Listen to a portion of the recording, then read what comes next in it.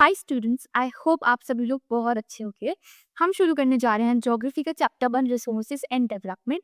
उससे पहले मैं आपको ये बताना चाहती हूँ कि हम इन वीडियोस में केवल कॉन्सेप्ट्स को समझेंगे नहीं, बल्कि ऐसी ऐसी शॉर्ट ट्रिक्स की देखते चलेंगे जिससे कि हमें कॉन्सेप्ट अच्छे से याद भी हो जाए और हम उसको एग्जाम में लिख कर अच्छे मार्क्स स्कोर कर सकें। तो शुरू करते हैं फर्स्ट कॉन्सेप्ट से, which is what is a resource. अगर आप ये चैप्टर पढ़ने जा रहे हो तो आपको पता भी होना चाहिए कि रिसोर्स का मतलब क्या होता है। आपकी एनसीईआरटी की बुक में फर्स्ट पैराग्राफ में ही रिसोर्सेज की डेफिनेशन लिखी है, वही मैं आपको समझाने जा रही हूँ।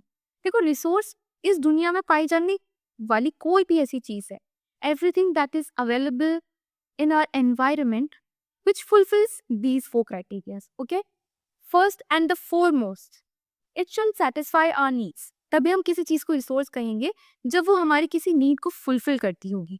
एग्जाम्पल पे आप सोचे देखिए कि क्या चीज़ है जो आपकी नीड फुलफिल करती है। एयर है, वाटर है, लैंड है, सॉइल है, और मेटल्स हैं जैसे कि आयरन, गोल्ड, कॉपर। किस चीज़ के लिए यूज़ होती है? कॉपर से हम क्या बनाते हैं? वायर्स बनाते हैं। गोल्ड हम ज्वेलरी बनाते हैं। आयरन से हम बहुत सारी चीज़ें बनाते हैं, अलमारियाँ बनाते हैं, और बहुत सारी चीज़ें बनाते हैं, राइट? तो वो हमारी नीड्स को सेटिस्फाई करती है, इसीलिए वो रिसोर्स कहलाती है। ठीक है, एग्जाम्पल से और आपको थोड़ा क्लियर होगा कि जो फ्रेश वाटर है उसको किन किन पर्पसेस के लिए यूज करते हैं? Drinking, cleaning, cooking, right? तो वो एक रिसोर्स है। पर जो फ्लड वाटर होता है, जो बाढ़ अपने साथ जो पानी लेके आती है, जिसमें मिट्टी और कचरा सब कुछ मिक्स करके बहता है, क्या वो आप यूज कर सकते हो? क्या वो हमारी किसी की नीड को फुलफिल करता है? वो नहीं करता। कहने को दोनों ही पानी है, लेकिन फ्रेश वाटर रिसोर्स है, पर फ्लड वाटर रिसोर्स नहीं है, क्योंकि फ्लड वाटर हमारी किसी भी नीड को फुलफिल नहीं करता। दूसरा है टेक्नोलॉजिकली एक्सेसिबल होना चाहिए। कोई भी रिसोर्स जो है उसका जो टेक्नोलॉजिकली एक्सेस है वो ह्यूमंस के पास होना चाहिए। मतलब हमारे पास जो टूल्स एंड मशीन्स हैं उनको यूज करके हम उसको एक्सट्रैक्ट कर सकते हो, उससे प्रोडक्ट्स बना सकते हैं, जैसे कि कोल, पेट्रोल, आयरन, एक्सेट्रा। ये सब कुछ हम टेक्नोलॉजिकली एक्सेस कर सकते हैं। हम माइनिंग के थ्रू अपनी मशीन्स को यूज करके इन सबको एक्सेस कर सकते हैं। तो ये सब रिसोर्स कहलाएंगे। इकोनॉमिकली फीजिबल का मतलब क्या होता है कि इंसानों के लिए it should be economically practical to use those resources. जैसे कि अ, देखिए, जो भी कंपनी कोई भी रिसोर्स को एक्सट्रैक्ट करती है फिर लोगों को बेचती है, वो इसलिए करती है क्योंकि उसको पता है कि उस रिसोर्स को खरीदने वाले लोग हैं जो उसे अफोर्ड कर सकते हैं। पर मान लीजिए कि कोई चीज इतनी महंगी हो जाए, जैसे पेट्रोल का जो एक्सट्रैक्शन कॉस्ट है वो 50,000 रुपीज पर लीटर पहुंच जाए। एक्सट्रैक्शन का मतलब कि जमीन के नीचे पाया जाने वाला पेट्रोल जब मशीन से आप निकाल रहे हो, तो जो कंपनी उसको एक्सट्रैक्ट करेगी, उसको निकालेगी, उसकी कॉस्ट उसको ही 50,000 पर लीटर पड़ेगी। फिर वो उसने अपनी और कॉस्ट जोड़ेगी, जो उसके और खर्चे होंगे, फिर वो उसमें अपना प्रॉफिट भी लगवाएगी, और उसके साथ निकालेगी फाइनल कॉस्ट जो कि कंज्यूमर्स को जाके पड़ेगी। मान लो 60,000 पर लीटर हम लोगों को वो पड़ी, तो क्या हम पेट्रोल को यूज करना बंद नहीं कर देंगे? आप खुद सोच के देखिए, जब वो हमारे लिए अफोर्डेबल ही नहीं रह जाएगा तो हम क्यों खरीदेंगे? हम कहेंगे कि आप उसका सब्स्टिट्यूट ढूंढिए, कोई ऐसी चीज ढूंढिए जो पेट्रोल का ही काम करे मगर इतने प्राइस की ना हो।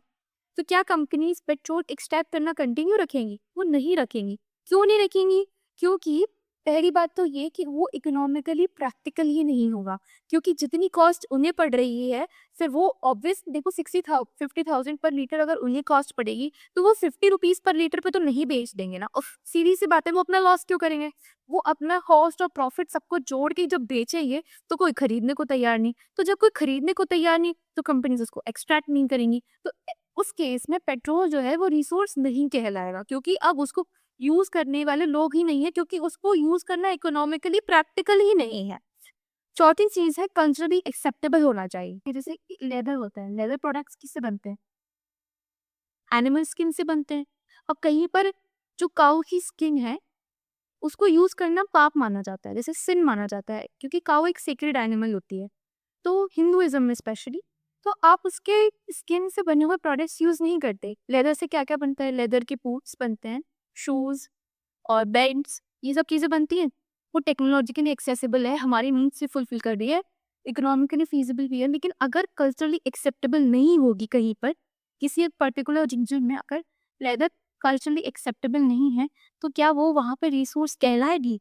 नहीं, लेदर वहाँ पे रिसोर्स नहीं कहलाएगी। ओके, अब इसको याद कैसे रखना है?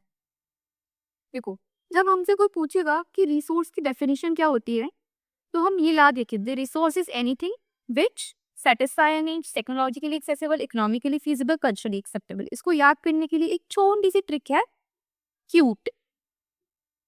ठीक है, सी से मतलब कल्चरली एक्सेप्टेबल, यू से ऐसे आप याद कर लीजिए कि आवर नीड्स आर सेटिस्फाइड। ठीक है, मुझे पता है आर की स्पेलिंग ओ यू आर होती है, पर आप ऐसे याद कर लीजिए कि योर नीड्स या our needs are satisfied. T से टेक्नोलॉजिकली एक्सेसिबल, ई से इकोनॉमिकली फीजिबल, और सी से तो मैंने बताया था culturally acceptable. Culturally acceptable, our needs are satisfied, technologically accessible and economically feasible. तो आप ऐसे याद रख सकते हैं, रिसोर्स इज क्यूट।